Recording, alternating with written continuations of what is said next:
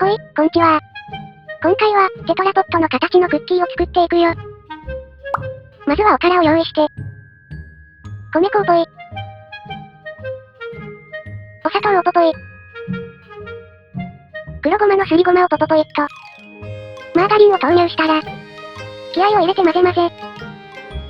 混ざらないと思ったら牛乳を入れ忘れてたよ。というわけでもう一回混ぜ混ぜ。できたら型に詰め込みまして。合体。ギュッてします。壊れないように慎重に型から取り出して。